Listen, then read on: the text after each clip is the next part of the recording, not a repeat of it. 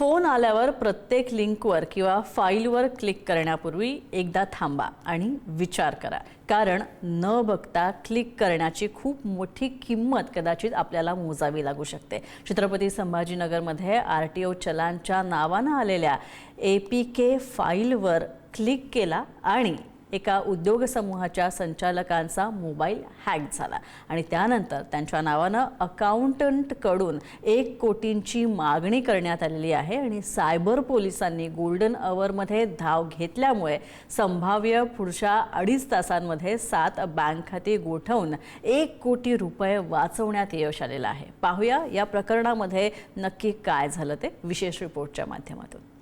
RTO चलान असा message आणि त्यासोबत आलेली APK फाईल। संचालकांनी फाईल डाउनलोड करताच मोबाईलवर सायबर गुन्हेगारांचा ताबा मिळाला। त्यानंतर संचालकांच्या WhatsAppवरून कंपनीच्या अकाउंटला 1 कोटी रुपये तातडीनं ट्रान्सफर करण्याचा मेसेज पाठवण्यात आला। संचालकांचाच आदेश असल्याचा विश्वास ठेवत अकाउंटंटनं दुपारी 1:30च्या सुमारास 1 कोटी रुपये ट्रान्सफर केले। मात्र काही मिनिटातच आणखी 4 कोटी रुपयांची मागणी करण्यात आली आणि त्यामुळं अकाउंटंटला संशय आला। त्यांनी थेट संचालकांशी संपर्क साधला असता असा कोणताही मेसेज आपण पाठवलेलाच नसल्याचं स्पष्ट झालं। तोपर्यंत संचालकांचं WhatsAppही बंद झालं होतं। फसवणुकीचा प्रकार लक्षात येताच कंपनीच्या कर्मचाऱ्यांनी तातडीनं सायबर पोलिसांकडे धाव घेतली। जे तक्रारदार आहेत त्यांच्या कंपनीचे जे अकाउंटंट आहेत त्यांच्या WhatsAppवरती मेसेज केला की 1 कोटी रुपये इंडसइंड बँकेच्या एका खात्यावरती पाठवून द्या। तर त्यानुसार अकाउंटंट यांनी पैसे पाठवूनही दिले, परंतु काही वेळाने परत 4 कोटी रुपये पाठवा असा मेसेज केल्याने त्यांना त्याचा संशय आला आणि त्यांनी खात्री करण्यासाठी त्यांच्या तक्रारदाराच्या पर्सनल मोबाईल नंबरवरती फोन केला आणि विचारलं की या अशा पद्धतीचं ट्रान्झॅक्शन करायचं आहे का।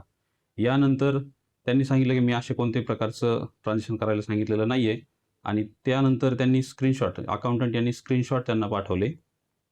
तर त्यावेळेस त्यांच्या लक्षात आलं की आपल्या मोबाईल जो हॅक झालेला आहे आणि WhatsApp अकाउंट जे हॅक झालेलं आहे त्याच्या माध्यमातून ही फसवणूक झाली आहे। याच ठिकाणी सुरू झाला गोल्डन अवरचा खेळ। तक्रार मिळताच सायबर पोलिसांनी क्षणाचाही विलंब न करता दिल्ली, लखनौसह विविध शहरातील बँकांच्या नोडल अधिकाऱ्यांशी संपर्क साधला। अवघ्या 2.5 तासांमध्ये 7 बँक खाती गोठवण्यात आली आणि ट्रान्सफर झालेले 1 कोटी रुपये सुरक्षित करण्यात पोलिसांना यश आलं। सायबर फसवणुकीचा गोल्डन अवर नेमका कसा होता ते पहा। दुपारी 12 वाजता संचालकांचं WhatsApp हॅक झालं। 1 वाजता अकाउंटंटला 1 कोटींचा मेसेज आला। 1:30 वाजता 1 कोटी रुपये ट्रान्सफर झाले। 1:45 वाजता आणखी 4 कोटींची मागणी झाली। 2:10 सायबर पोलिसांकडे तक्रार करण्यात आली।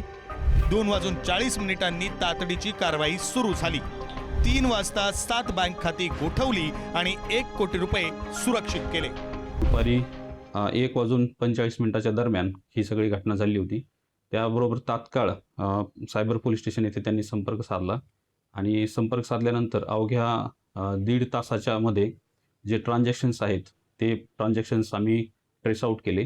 त्यापैकी जे मेन ट्रान्झॅक्शन आहे पूर्ण 1 कोटीचं ते ट्रान्झॅक्शन हे इंडसइंड बँकेच्या खात्यामध्ये जे गेले होते त्याच्यासाठी I4C Indian cyber coordination centre new Delhi आणि संबंधित बँक यांचे नोडल अधिकारी यांच्याशी आम्ही संपर्क केला आणि संपर्क करून त्यांना ते ट्रान्झॅक्शन तात्काळ थांबवण्यास सांगितले। सायबर पोलिसांनी नागरिकांना विशेष सतर्कतेचं आवाहन केलंय। RTO चलान, वीज बिल, पॅन कार्ड अपडेट किंवा कुरिअरच्या नावानं येणाऱ्या APK फाईल्स आणि संशयास्पद लिंक्स डाउनलोड करू नका। WhatsAppवर 2 स्टेप व्हेरिफिकेशन सुरू ठेवा, ऑटो डाउनलोड बंद ठेवा आणि आर्थिक फसवणुकीची शंका आली तर एक क्षणही न दवडता 1930 या राष्ट्रीय सायबर हेल्पलाईनवर किंवा जवळच्या सायबर पोलिसांशी तात्काळ संपर्क साधा। नागरिकांना असं आव्हान आहे की कोणत्याही प्रकारची APK फाईल ही आपल्या WhatsAppवरती आलेली असेल किंवा कोणत्याही सोशल मीडिया चॅनलवरती आली असेल ती इन्स्टॉल करू नका डायरेक्टली।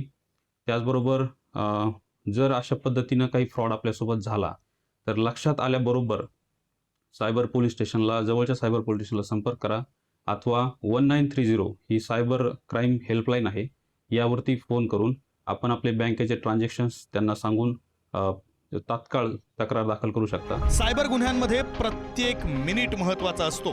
फसवणूक लक्षात येताच तात्काळ तक्रार केली तर गमावलेले पैसे परत मिळण्याची शक्यता अनेक पटीनं वाढते. छत्रपती संभाजीनगरातील ही कारवाई म्हणजे गोल्डन अवरचं महत्व अधोरेखित करणारं ठळक उदाहरण ठरलंय. सुमित पवार, पुढारी न्यूज, छत्रपती संभाजीनगर.